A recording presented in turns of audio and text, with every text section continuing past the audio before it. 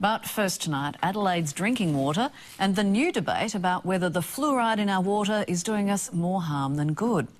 Now, the addition of fluoride has always been considered a huge bonus in fighting tooth decay.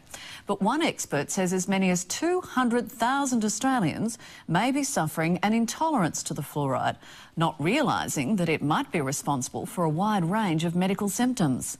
Faisal Malandris has this report. Something is terribly, terribly wrong, and we have been led very far astray.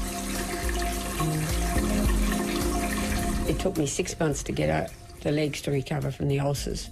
And if you see photos from then to now, you wouldn't know I was the same person. I looked sick, a real sickie.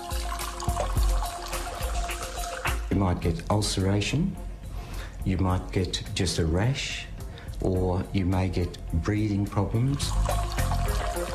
Stomach upsets, skin rashes, headaches. It may look crystal clear, but did you ever stop to think of what goes into our water to get it from this to this? However, this is not about how they purify our drinking water, it's about what's being put in it. It amazes me, absolutely amazes me. How has something which is basically like a very big scientific and medical mistake been carried out? Aside from chlorination, for the past 50 years, our health authorities have been adding the chemical fluoride as the first public line of attack on tooth decay. And it works. The fluoride's there, the surface of the tooth is very resistant to plaque acids. If it's not there, the resistance is down, so decay is more likely to occur. Despite the success, authorities are now facing an anti-fluoride rebellion, with some experts claiming that fluoride is poisoning us and the research is being overlooked. The safety standards for water fluoridation in this country are based on fraudulent science. The claim of fraudulent science was boosted when a Harvard professor in the US came under investigation for burying the results when one of his students made a profound and terrifying discovery. There's the possibility that is now being looked at in the United States that fluoride might have increased the prevalence of a rare type of bone cancer in young men or boys. This bombshell raises questions here about the safety of mandatory water fluoridation and whether there's more at stake than just fighting tooth decay. I believe it would kill me. Geelong grandmother Elaine Valentine says she couldn't understand why she was able to lead a normal, healthy life in her hometown, but whenever she headed to Melbourne and drank the water, she'd come home a very sick woman. I feel lousy and I get very lethargic, couldn't care less about anything. Very, very tired and very, very wheezy and just feel plain ill. But all she was told was that it was a virus or exposure to plane fumes or even asthma.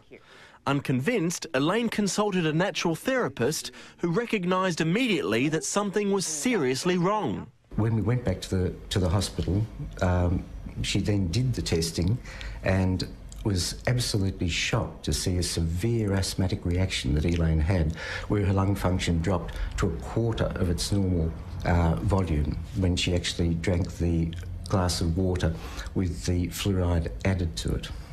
Dr. Philip Robertson says up to 200,000 Australians may be suffering from an intolerance to fluoride and not realise it, with symptoms ranging from headaches or indigestion to chronic arthritis. If somebody's taking fluoride and they suspect there's a link between their symptoms, it's a matter of getting them off the fluoride and watching to see if there's an improvement. And Elaine's not his only client.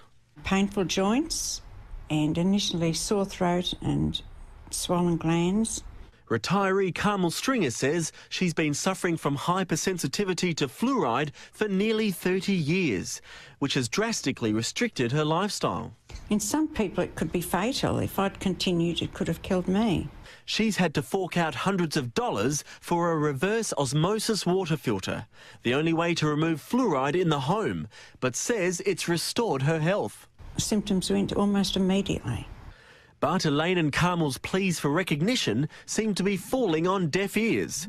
80% of public water in South Australia, New South Wales and Western Australia is fluoridated, nearly 70% in Victoria and 91% in Tasmania. Queensland defies the trend with just 5%. But that may also change as health authorities make the push to cover more and more communities.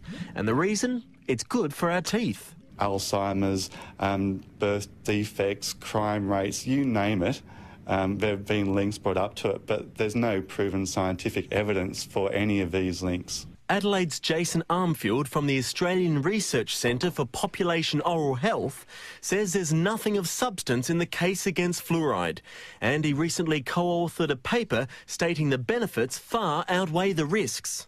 As with the majority of our research, we found that children who are living in non-fluoridated areas generally had higher decay rates than children who are living in fluoridated areas. However, other experts argue that while toothpaste contains a pharmaceutical-grade fluoride, which has undergone stringent testing, the fluoride in our water is derived from a different, more worrying source.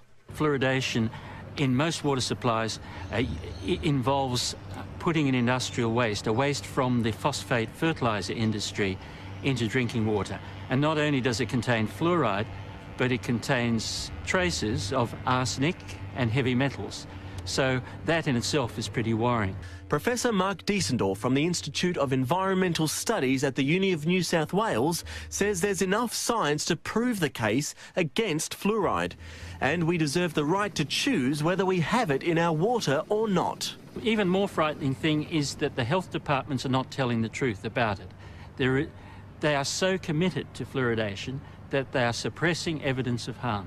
While the jury's still out on fluoride, and experts on both sides are locked in a fierce debate over its effectiveness and safety, Carmel Stringer has this warning. Well, if you have any symptoms that go on that you worry about, go to an allergy specialist, have it diagnosed.